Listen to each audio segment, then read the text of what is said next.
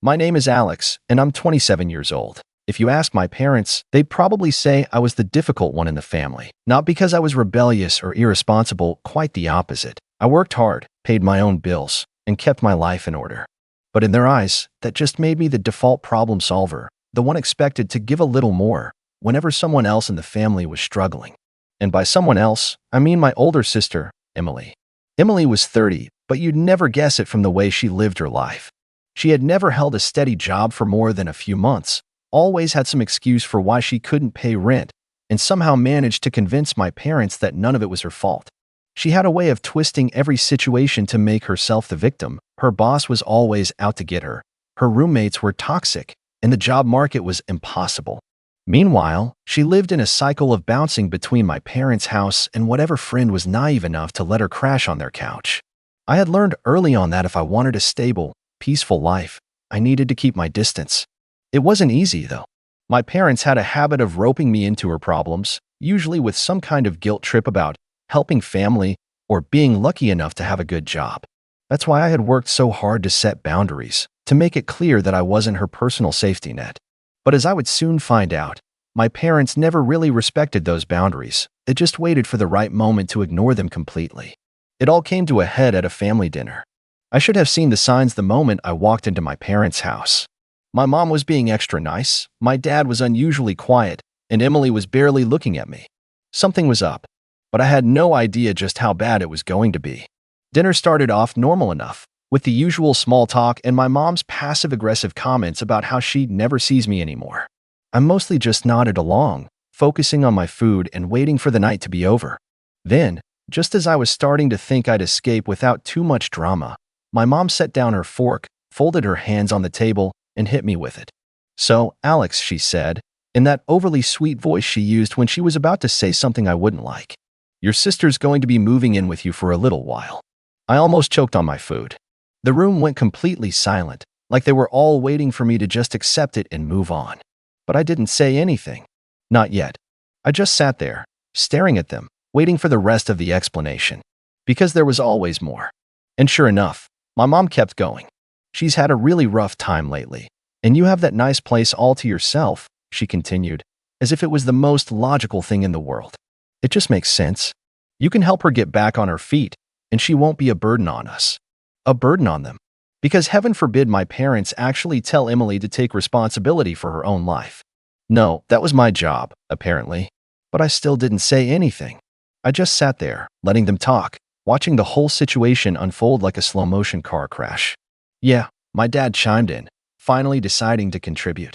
"It's not like you can't afford it. And she really just needs a stable place to figure things out." That was when Emily finally decided to speak. "It'll only be for a few months," she said, in a voice that sounded suspiciously rehearsed. "And, I can help out with stuff around the apartment, too." That was a lie, and we all knew it. Emily didn't help out with anything. She barely even cleaned up after herself. But I still didn't react. I just nodded slightly, like I was considering it. Because, in reality, I was waiting. Waiting for them to finish their little speech. Waiting for them to really commit to this idea. Waiting for them to make the biggest mistake of all, assuming that I was actually going to go along with it. I let the silence stretch just long enough to make them uncomfortable. I could feel their eyes on me, waiting for some kind of reaction, anger, frustration, resistance. But I didn't give them any of that. Instead, I exhaled slowly, set my fork down, and nodded. "Okay," I said simply. For a moment, nobody spoke. My mom blinked, like she hadn't expected me to agree so easily. My dad looked relieved, as if he had been bracing for an argument. And Emily, well, Emily just smirked, like she had won some kind of battle she hadn't even fought. "Really?" my mom asked, narrowing her eyes. "You're okay with this?" I shrugged. "Sure. If it helps Emily get back on her feet, I don't see why not." That was all it took. My parents instantly relaxed, and my mom launched into a whole speech about how proud she was of me for stepping up as a sibling. My dad nodded approvingly, and Emily, who had clearly been prepared to argue, just leaned back in her chair, looking smug. I could already see her wheels turning. She probably thought she had pulled off some kind of master manipulation, that I had caved just as she and my parents had planned. I could picture her mentally moving into my apartment, deciding which room she'd take over, imagining how she'd rearrange things to make herself comfortable. And why wouldn't she? She had gotten away with it before. When we were younger, she used to steal my clothes and act shocked when I got mad about it. When she was in college, she borrowed my laptop and conveniently forgot to give it back. When she got her first apartment and couldn't pay rent, she convinced our parents to pressure me into covering for her. Just this once, of course, except it never was. Emily wasn't just entitled. She was a professional at twisting reality, making herself look helpless, and making me look like the unreasonable one whenever I pushed back. But this time, she had no idea what was coming. So, when's she moving in? I asked casually, taking another bite of food like this was just a normal conversation. My mom practically beamed. Oh, we figured this weekend. That way she can get settled in before she starts looking for work again. This weekend. Perfect. Emily stretched her arms behind her head, like she had just won the lottery. Yeah, I don't have that much stuff, anyway. Mostly clothes, a few boxes. It won't take long to set up. I nodded again, like this was all fine by me. Sounds good. Just let me know what time, and I'll be there. That part, at least, wasn't a lie. I would absolutely be there. Not at the apartment, of course. No, I'd be somewhere much better, watching from a safe distance as Emily, my parents, and a car full of her stuff pulled up to my former apartment. The one I hadn't lived in for weeks. The one I had sold. The one that now belonged to an entirely new tenant who had no idea what was about to happen. And I wasn't going to stop them. Not yet. I was going to let them find out exactly what their little plan had gotten them into. The days leading up to that weekend felt like they dragged on forever. Every time I thought about what was about to happen, a grin tugged at the corners of my mouth, but I kept my cool around my parents. I didn't want them getting any suspicious vibes from me. Instead, I let the plan unfold exactly as I had imagined it, like a slow-moving train wreck, but with me on the sidelines, casually watching it all happen. Saturday came, and I spent the day out of the apartment, doing things I had been putting off for weeks. It was perfect timing. My parents would show up at the apartment, expecting to unload all of Emily's things, and they'd soon realize something had gone very, very wrong. Around noon, my phone buzzed. I didn't recognize the number, so I let it go to voicemail. A minute later, I heard my phone ring again, and this time, I decided to answer. Hello, I said, trying to sound as casual as possible. Alex, my mom's voice came through, tight with frustration. What's going on? I could hear my dad's voice in the background, raising his tone as well. They weren't angry yet, just confused, disoriented, like they had walked into the wrong house or found themselves in a strange, unfamiliar situation. What do you mean? I asked, trying to sound innocent. We just got here. My mom continued, her voice cracking. What is this? The apartment's gone. The landlord says it was sold weeks ago, and there's a new tenant living here now. I couldn't help it. My lips curled into a smile. Oh, really? That's so weird. I didn't know anything about that, I replied, playing the part of the confused, completely uninvolved son.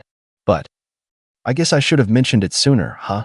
My dad's voice cut in, sharp with frustration. What's going on, Alex? Why didn't you tell us? You promised Emily she could move in, and now we're stuck here with her stuff. It took everything in me not to burst out laughing. I could hear Emily in the background now, her voice growing louder, panicked, like she was trying to piece together the situation. It was music to my ears. Listen, I don't know what to tell you, I said, keeping my voice calm. I thought you guys were aware. I moved out a few weeks ago. Sold the place. Didn't think I needed to mention it, since, well, it wasn't really relevant to me anymore. There was a brief silence on the other end of the line. What do you mean? Sold the place? My mom sounded like she was trying to process the words. You sold your apartment? You didn't even tell us? Yeah, I said, taking my time with the words. It was kind of a last-minute thing, honestly. I guess I didn't want to make a big deal out of it. But, yeah, I moved out. New chapter and all that. My dad's voice rose in pitch. So, what are we supposed to do now, Alex? You can't just drop something like that on us. Emily had plans, and we've already packed her things up. You don't think we deserve to know what's going on? I leaned back in my chair, trying to keep the smirk off my face. I was loving this. You know, I really did think you guys would know, I said, dragging it out. I guess I assumed you were in the loop. You know how I can be quiet, keeping to myself. Maybe I should have called you when I moved, but honestly, I didn't think it was that important. You didn't ask, and I didn't offer. The frustration was palpable on the other side of the phone. My mom's voice had that edge of helplessness now, like she had been completely blindsided. But you told us you were fine there. You said you were happy with your apartment. Yeah, I was.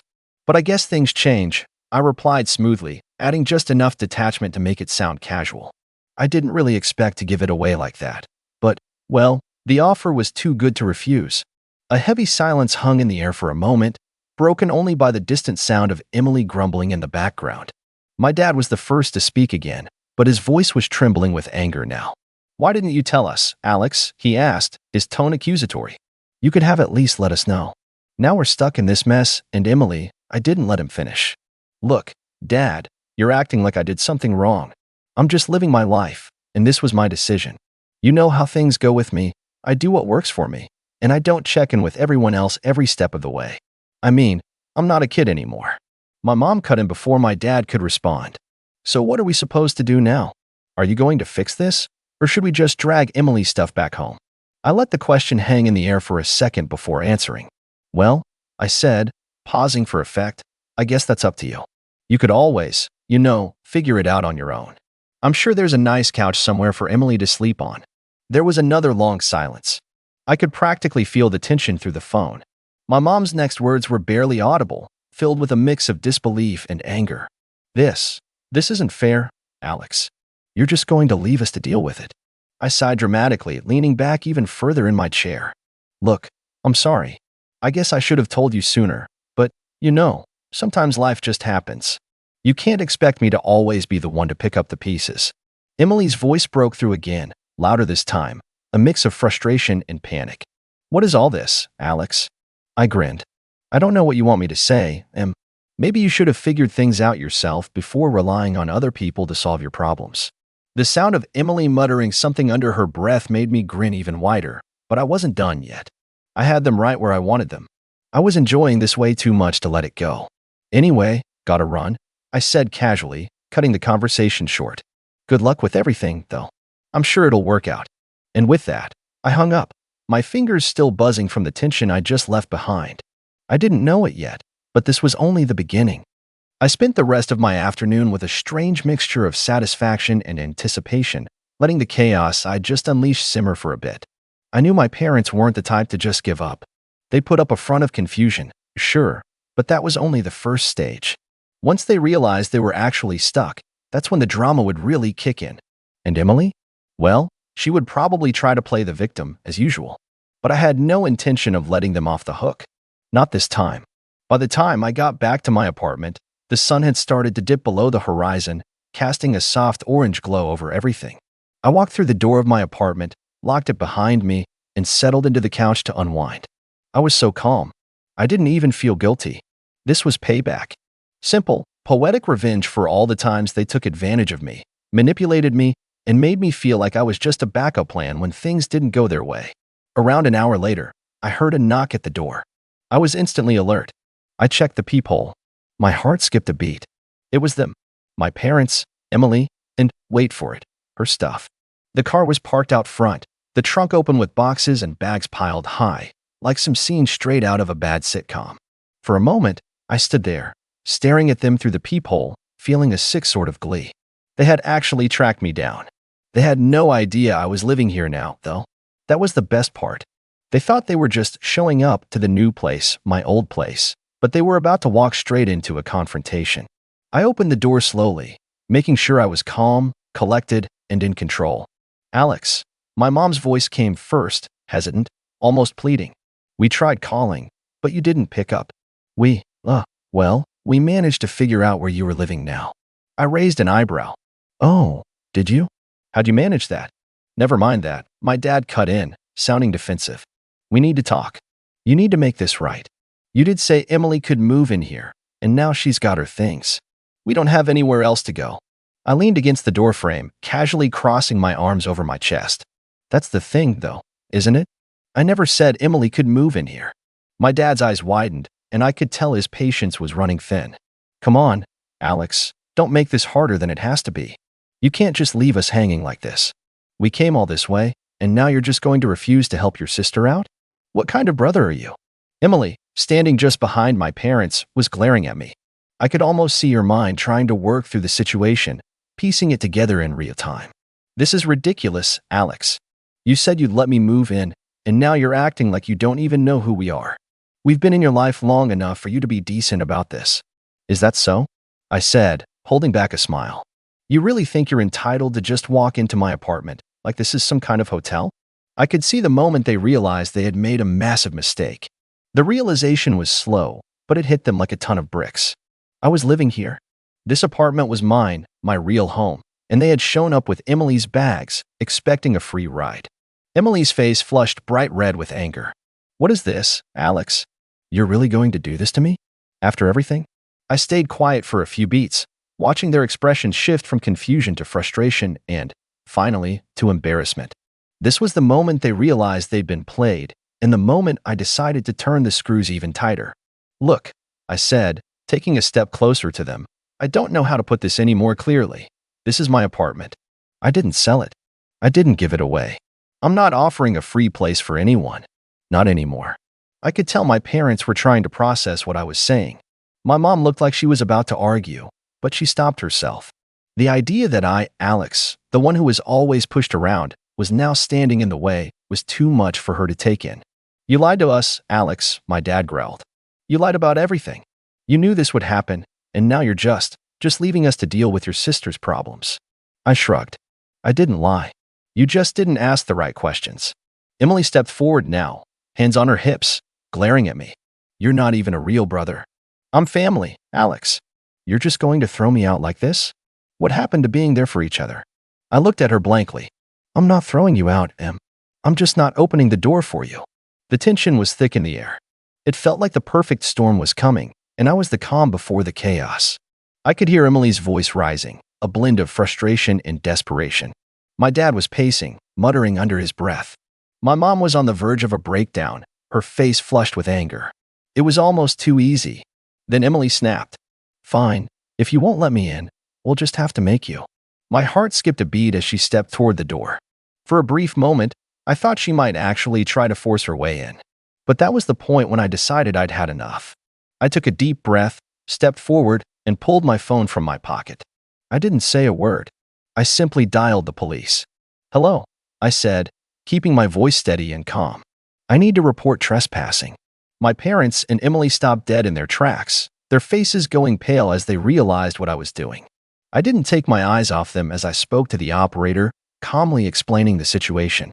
I've asked my family to leave, I said, keeping my voice even, but they're refusing. They're trying to move into my apartment without permission, and I feel unsafe. I glanced at Emily, watching her face twist with anger and disbelief. My mom had gone completely silent, and my dad looked like he was trying to figure out how to save face. This is going to end badly for you, Emily muttered, her voice venomous. I smiled a little, my voice steady. We'll see about that, Em. We'll see. As I ended the call with the operator, I felt the full weight of my decision settle in. The next step was out of my hands. It was time for them to face the consequences. The sound of a siren in the distance was the only warning I got before the police arrived. The family stood frozen, looking over at me with wide, anxious eyes, as if they'd hoped I'd back down at the last second. But I didn't move an inch. I was beyond done. I had put up with their manipulative antics for years, and this was the moment I was finally going to reclaim my space, my peace, and my life. The officer who stepped out of the squad car was a tall woman with short-cropped brown hair and a no-nonsense look on her face. She glanced at me first, then at my parents and Emily, who were now awkwardly shuffling on the doorstep. They looked like kids caught sneaking into a house they weren't supposed to be in. Good evening, the officer greeted, her voice firm but polite. I understand there's an issue here? I nodded, my voice calm but with a sharp edge. Yes, officer. These people, I gestured toward my parents and sister, are trespassing. They showed up at my apartment, expecting to move in without my permission. I've asked them to leave multiple times, and now I'm concerned that they might try to force their way in. The officer glanced at my parents and then at Emily. Is this true? She asked, her tone not unkind but definitely direct. My parents hesitated. They clearly didn't want to admit they had miscalculated, but the truth was already on the table.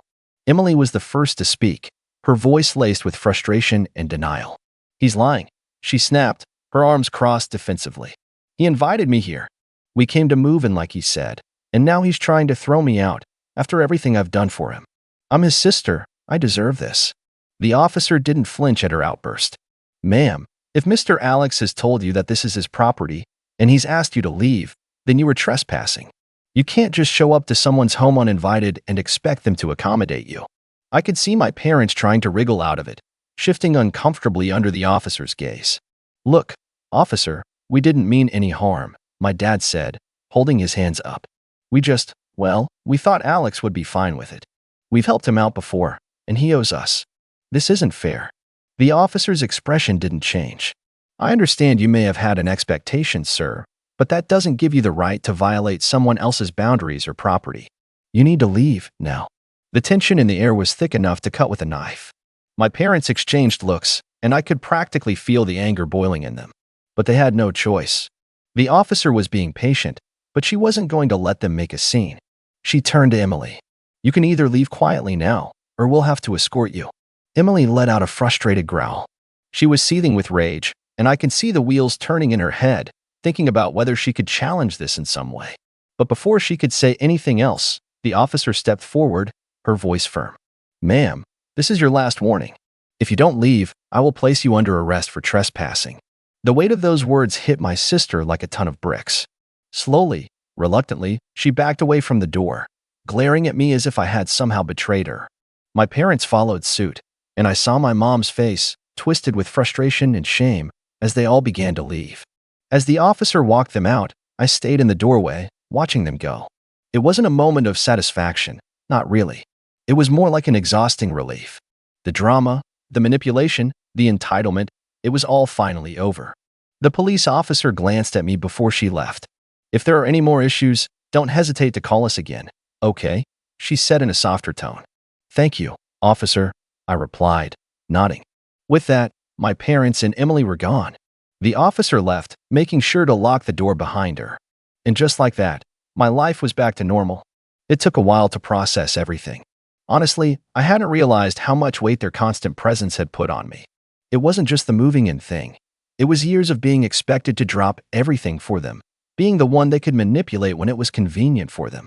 I had never been allowed to have a real sense of my own space, my own life. But now I did. The next day, I spent some time sorting through the aftermath. I figured I'd have to deal with the fallout sooner or later, but for the first time, I didn't feel like I was responsible for fixing things. My phone had a dozen missed calls from my parents, all voicemails of angry rants. Emily's texts were full of insults and demands, calling me everything from selfish to heartless. But I didn't care. I blocked all their numbers. It's been a couple of weeks since that day, and things have settled down. I've gotten some peace, and I've been able to focus more on my own life, my own career, and my friends. I've been able to breathe without constantly looking over my shoulder, wondering when the next favor would come up or when they'd show up asking for something. But now I'm curious. What do you all think? Was I too harsh on them? Did I take things too far? I'm not asking for sympathy, but I'd like to hear what you guys think about the way I handled it. Did I do the right thing? Or could I have approached it differently? I'd love to know your thoughts.